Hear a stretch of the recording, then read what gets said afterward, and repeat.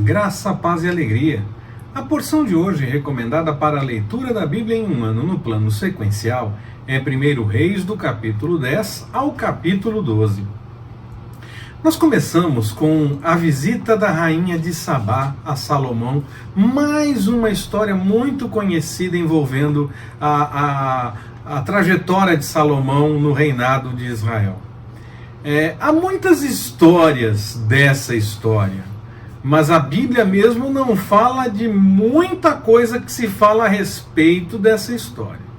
Cuidado com isso. Muitas vezes fica mais conhecido o que filmes retratam, mas quando falamos da Bíblia, temos que ficar apenas no que ela de fato diz. Podemos dizer, imagina uma coisa assim ou outra. Já fiz isso algumas vezes, acredito que vou fazer nessa mensagem na sequência, porque tentando entender um pouco mais a respeito do texto, mas sempre deixando claro que não é o que de fato o texto diz. É uma coisa que a gente pode imaginar a partir desse contexto, ou podemos tentar imaginar o que seriam as possibilidades e sempre tentar levantar mais de uma, porque quando se levanta possibilidades pode ser mais de uma, e nós não temos certeza de qual de fato é. Quando nós cravamos uma, fica parecendo que aquilo é certeza absoluta. O texto mesmo não diz muita coisa que é dita a respeito dessa história da visita da rainha de Sabá. A sabedoria de Salomão era divulgada pelos 4 ventos, e a rainha de Sabá veio para confirmar, e se surpreendeu, vendo que era até mais do que ela tinha ouvido falar a respeito da sabedoria, mais do que tinham contado para ela. Gostaria que nós fôssemos conhecidos como cristãos que seguem a palavra do Senhor, e que as pessoas quisessem confirmar isso, e que até se surpreendessem que nós somos ainda mais sérios em nossa busca pela vontade do Senhor. O que você acha disso? Seria legal, não é mesmo? Toda a sabedoria de Salomão e as confirmações do Senhor para que ele se mantivesse firme no caminho do Senhor não foram suficientes. Talvez pela conjectura do texto, o que a gente pode observar ali, fazendo a leitura do texto, não está escrito com todas as letras, mas a gente encaminha alguma coisa nesse sentido. Parece que começou apenas permitindo que as mulheres mantivessem a sua fé. Já que eles tinham se casado com Salomão, elas deveriam agora seguir aquilo que Salomão entendia, mas o texto nos parece mostrar que Salomão não se preocupou com isso. Depois talvez ele possa até ter facilitado ainda mais a busca das suas mulheres, muitas mulheres, que tinham fé diferente da dele. Então parece que ele facilitou essa busca, quem sabe até com construções ou alguma coisa do tipo, destacando lugares, destacando espaços para isso. O texto não crava, mas o texto não impede esse entendimento, que Salomão permitiu realmente tudo isso. O que no fim acabou desembocando, perto já do fim da vida dele, em um momento em que ele se rende a uma mistura religiosa. E isso o texto deixa assim claro, que ele se rendeu a essa mistura religiosa, que ele acabou vivendo isso junto com as mulheres que buscavam outra fé, de outra forma. E aí o Senhor reprovou essa atitude de Salomão, deixou isso claro. A paz que Salomão tinha enquanto o rei foi abalada, inimigos externos se levantam contra ele, e Jeroboão, que tinha destaque dentro de Israel, recebe revelação que seria rei de uma parte do reino. Não seria rei de todo o reino, porque a linhagem de Davi seria mantida, mas o reino seria dividido. Depois da morte de Salomão, a divisão acontece realmente. Basicamente confirmou-se aquela revolta sufocada ainda nos dias de Davi, quando ele volta de ter fugido de Absalão, e aparece ali naquela volta uma crise, porque uma tribo, Judá, o acolheu e os outros ficam chateados, fica toda uma crise, quase que começa uma rebelião. Eles vão atrás daquela pessoa que encabeçou aquela situação, abafam aquela situação toda, mas tudo indica que os eventos seguintes, já durante o reinado de Salomão, talvez na questão da divisão dos que faziam o sustento da mesa do rei, aquilo tudo foi muito pesado para alguns, e eles pediram um refresco, pediram uma forma de alívio, quando Salomão deixa de ser o rei e Roboão assume o reinado. Roboão, com o coração endurecido, não atende ao pedido do povo. O texto diz que isso vinha sim do Senhor. Algumas vezes, encaminhamentos até estranhos podem sim acontecer por parte de um líder, porque o Senhor tem um plano para executar com aquela história, com aquele encaminhamento.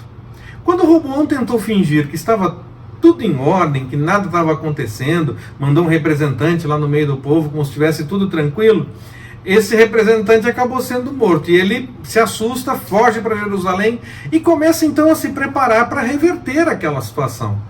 Acontece que o Senhor revelou através de um profeta que não era para fazer isso. Ao menos ele ouviu o que o profeta falava em nome do Senhor. Aleluia!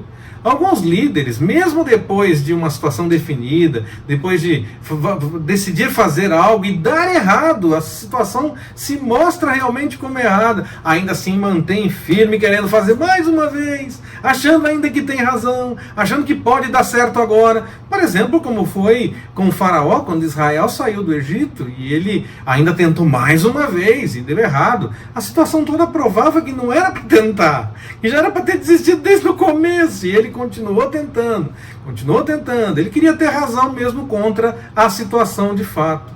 Roboão acabou pelo menos ouvindo o que o profeta falou, menos mal.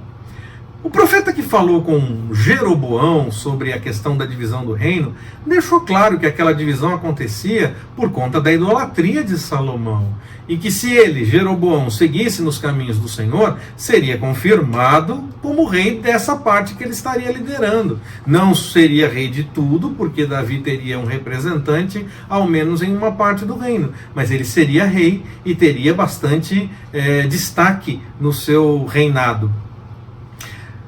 Mas Jeroboão teme que, se o povo fosse para o templo para fazer sacrifícios, participar das festas, subisse até Jerusalém, ele tinha medo que o povo desistisse dessa divisão. Então ele não acreditou que aquilo vinha mesmo do Senhor, porque como vinha, mesmo que o povo fosse, não aconteceria isso. O povo iria e voltaria, pois era a vontade do Senhor aquela divisão, e ela só continuaria sendo realidade enquanto o Senhor quisesse. Então não havia por que Jeroboão temer isso, mas ele preferiu fazer um ajuste minimamente político dentro da questão religiosa. Muitas vezes nós dizemos confiar no Senhor, mas revelamos com nossa prática que preferimos algumas estratégias. Há sim momentos em que o Senhor age através das estratégias, como foi no caso de Roboão, para a divisão do reino que nós falamos há pouco. Mas há momentos em que as pessoas fazem o que querem de fato. E ainda que o Senhor venha a agir no meio dessa situação, elas dizem que confiam no Senhor, mas fazem algo para tentar evitar algum problema. Peraí, eu confio no Senhor, eu creio no Senhor, eu vou fazer sim o que estiver ao meu alcance, mas eu não preciso ficar elaborando coisas, elaborando estratégias. Eu preciso confiar no Senhor, eu preciso sim fazer a minha parte, tomar os cuidados necessários e continuar confiando no Senhor. Eu não preciso ir além e tentar mudar a situação com a minha própria força. Não, eu tomo os cuidados necessários. Eu também não faço nada e só espero no Senhor. Não, eu tomo os cuidados necessários, mas não tento mudar completamente a situação, a menos que o Senhor revele que é para fazer dessa forma.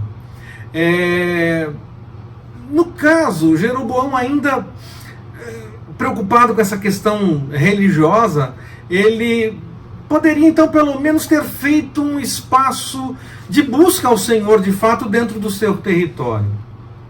Não sei se isso seria aceito, não sei se o Senhor aceitaria isso, nós só saberíamos se ele tentasse, e aí o Senhor diria sim ou não.